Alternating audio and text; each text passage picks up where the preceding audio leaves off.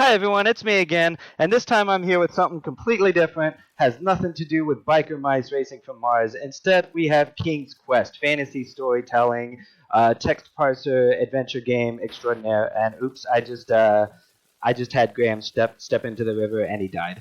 That's the kind of game this is. Adventure game logic, you make one wrong move and you're dead, right? I can't I can't turn the speed up right now. That's alright. There's death around every corner, and I have not routed out an all deaths category. I need to do that at some point.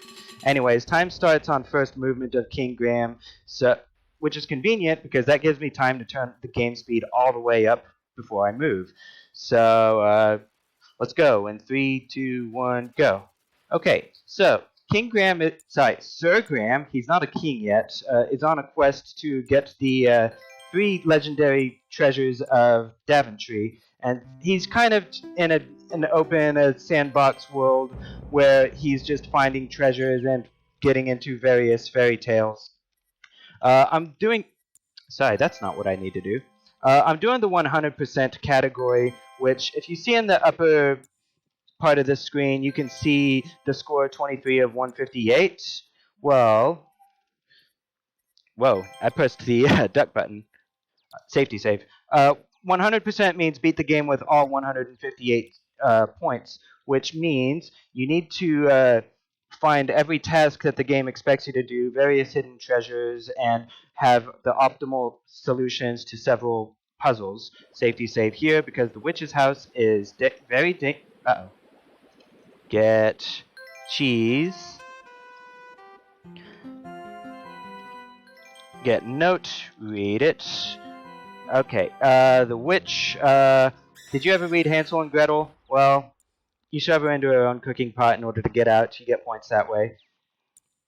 I'm trying to do various things to optimize typing in the text parser, typing as little as possible, using short verbs like get instead of take, but there's also some weird quirks to the Sierra parser.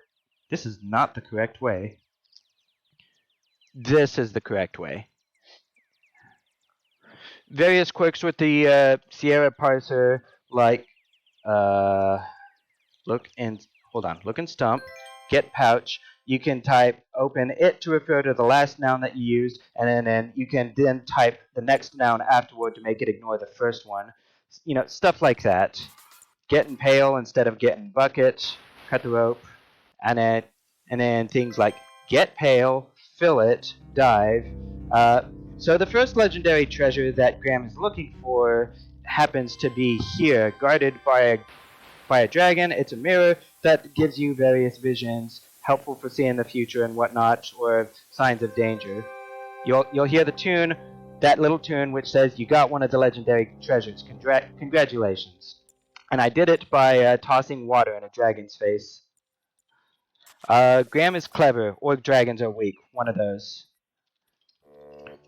There's various puzzles that have multiple solutions. For example, there's a troll guarding a bridge here, and in the any percent run, we usually give it one of the treasures we've found along the way to just get past it. But the correct solution that gives you the most points is to bring a goat along and have it knock the troll off for you.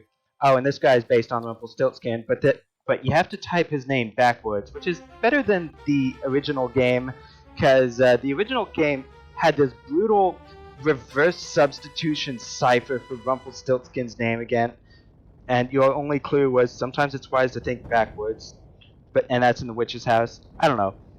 There's a lot of trial and error to these games. It's not so hard to beat when you already know the solutions, but then as you can see from how fast that the game is running, it's kind of difficult to actually execute speed, and I'm doing a safety save here. The beanstalk is pretty notorious for being difficult to climb. One wrong move and you fall off it to your death. Jack and the Beanstalk, anyone? You climb to Cloudland where there's going to be a giant up here. Normally you're expected to do a whole David and Goliath deal, get a sling and a pebble to take on the giant. I never actually got the pebbles, so I don't have a way to kill it, but in general, King's Quest kind of favors non-violent solutions when possible, unless you're pushing witches into their boiling pots. I don't know. So the giant, I'm just gonna go back and forth here. The giant is actually faster than Graham, and so you can't expect to just run around forever. So, So eventually you walk around enough, kite it around that tree, and he gets tired. The original game actually has this nice thing where if you manage to get the magic shield first, then the giant can't harm you. But you must always get the magic shield last in this game. Anyways, that's the magic chest, the second of the magical treasures that Graham is expected to get. And, oh hey, the sling was right here. That's convenient, but I still have no rocks for it. So the magical chest is always filled with gold, which means sometime in the future Daventry is going to be dealing with inflation problems. But that's a problem for the future, because right now Daventry has no money at all. Get back down the beanstalk. There's actually another way up to Cloudland. If you get Rumpelstiltskin's name wrong, then he will give you a key to a cave instead. That cave has a dwarf in it who can steal your treasures, and it's kind of a bad time, but the cave is probably easier to do. Oh, I'm not on the magic pixel. After you've gotten 2 of the treasures, a condor appears on this screen, and you're trying to jump wildly to grab its legs. That's one strong bird, but I guess it's no weaker than any Pokemon that you might find that can learn fly.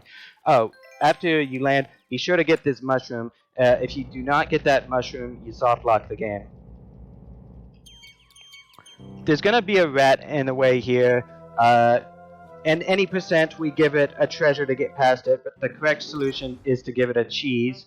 I've actually been checking my point total as I do this. 132 as I fall down the hole means I'm on track. There's some leprechaun guards here. You need a way past them. The any percent route uses the clover because the clover will make them just disappear, but the 100% route has to use the correct solution of playing this little jig on the fiddle. So please listen and enjoy. Oh, and on the next screen, all the leprechauns are going to be dancing, and they're going to be dancing at this game speed. So keep an eye out for that and enjoy. Tag yourself. I'm this guy doing one-handed handstand dances. I don't know why, and I don't know how. This guy fascinates me. That is fast dancing. And always twirling, twirling, twirling towards freedom.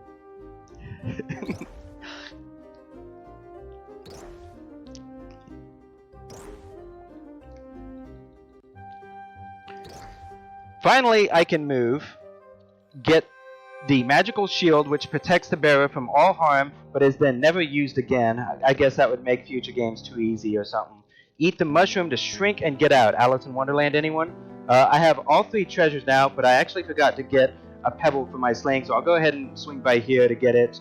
Time is going to be when I open the gate and screen transition to the courtyard. And here we go, time. 7:48. That's about a minute 8 seconds slower than the world record, which I happen to own because I'm the only person who runs 100%. Most of the Sierra series, most Sierra runners stick to any percent runs.